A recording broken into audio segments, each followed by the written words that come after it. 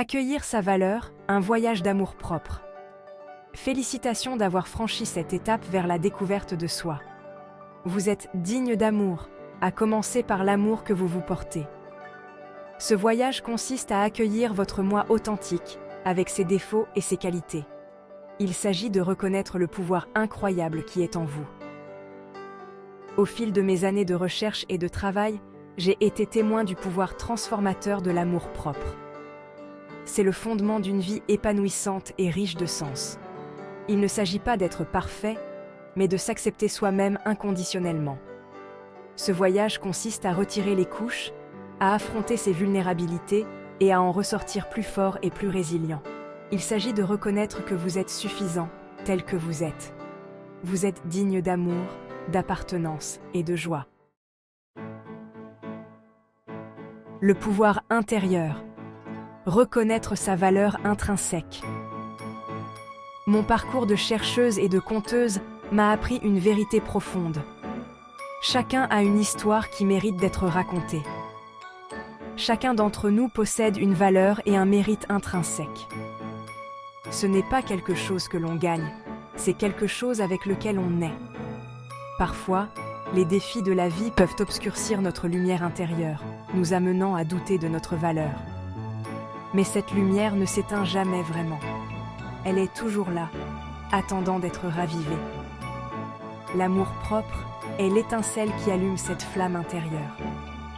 Il s'agit de reconnaître vos forces, d'accepter vos imperfections et de célébrer votre parcours unique.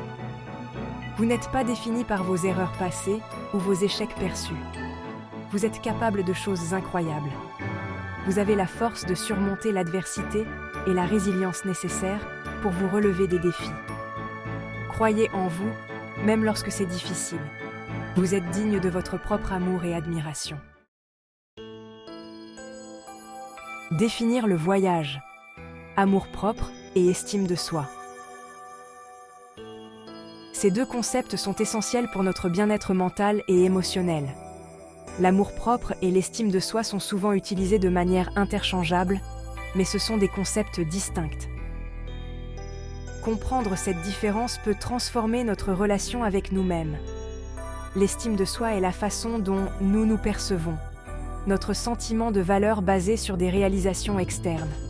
Elle est souvent influencée par nos succès, nos échecs et la reconnaissance des autres. L'amour-propre, cependant, est bien plus profond. Il ne dépend pas de nos accomplissements ou de l'approbation extérieure. L'amour-propre, c'est s'accepter inconditionnellement, quelles que soient nos réussites ou nos échecs. C'est une acceptation totale de qui nous sommes, avec toutes nos forces et nos faiblesses. C'est se traiter avec gentillesse, compassion et respect, même lorsque nous faisons des erreurs. Cela signifie être notre propre meilleur ami. C'est reconnaître notre valeur intrinsèque en tant qu'êtres humains. Chaque personne mérite de l'amour et du respect, simplement parce qu'elle existe. Ce voyage ne consiste pas à atteindre la perfection. Il s'agit de croissance et d'acceptation. Il s'agit d'accepter nos imperfections et de reconnaître qu'elles font partie de ce qui nous rend uniques. Nos défauts sont des aspects précieux de notre humanité. Il s'agit de faire taire cette petite voix intérieure critique et de remplacer le discours intérieur négatif par des mots d'affirmation et d'encouragement. Cela demande de la pratique et de la patience. L'amour-propre est une pratique quotidienne, un choix conscient d'être présent pour soi-même avec amour et compassion. Chaque jour est une nouvelle opportunité de se traiter avec bienveillance. Il s'agit d'établir des limites saines, de respecter nos besoins et de donner la priorité à notre bien-être. Dire non quand c'est nécessaire est un acte d'amour-propre. Il s'agit de reconnaître que nous sommes dignes d'amour, à commencer par le nôtre. En fin de compte, l'amour-propre est le fondement d'une vie épanouie et authentique. Section 4. Le reflet dans le miroir. Nous aimons-nous vraiment nous-mêmes ? Nous parlons souvent de l'importance de l'amour-propre, mais le pratiquons-nous vraiment ? Est-ce que nous prenons le temps de nous connaître et de nous apprécier pour ce que nous sommes vraiment ? Nous regardons-nous dans le miroir Et voyons-nous quelqu'un digne d'amour, d'acceptation et de pardon? Ou est-ce que nous nous voyons à travers un filtre de critique et de jugement sévère? Ou bien nous concentrons-nous sur nos défauts et nos lacunes perçues? Ces pensées négatives peuvent devenir une habitude difficile à briser. Il est facile de se laisser prendre dans le cycle de l'autocritique. Nous nous jugeons souvent plus durement que nous ne le ferions pour n'importe qui d'autre. Nous nous comparons aux autres, aspirons à la perfection et nous nous blâmons lorsque nous échouons. Les réseaux sociaux et les médias peuvent amplifier ces sentiments d'insuffisance. Mais cette négativité constante ne fait qu'éroder notre estime de soi. Elle nous empêche de voir notre véritable valeur et de nous épanouir. Le véritable amour-propre exige que nous soyons honnêtes envers nous-mêmes. Cela signifie reconnaître nos forces et nos faiblesses sans jugement. Il s'agit de reconnaître nos forces et nos faiblesses, nos réussites et nos échecs, sans jugement. Parler à un thérapeute ou écrire dans un journal peut aider à clarifier nos pensées. Il s'agit de nous accepter tels que nous sommes, parfaitement imparfaits. Chaque imperfection fait partie de notre humanité. Prenez un moment pour réfléchir à la façon dont vous vous traitez vous-même. Est-ce que vous vous accordez la même gentillesse que vous offririez à un ami cher? Êtes-vous bienveillant, compatissant et indulgent? Prendre soin de soi peut être un acte d'amour-propre. Ou bien êtes-vous dur, critique et prompt au jugement? Ces attitudes peuvent être profondément enracinées et difficiles à changer. La façon dont nous nous traitons nous-mêmes établit la norme de la façon dont les autres nous traitent.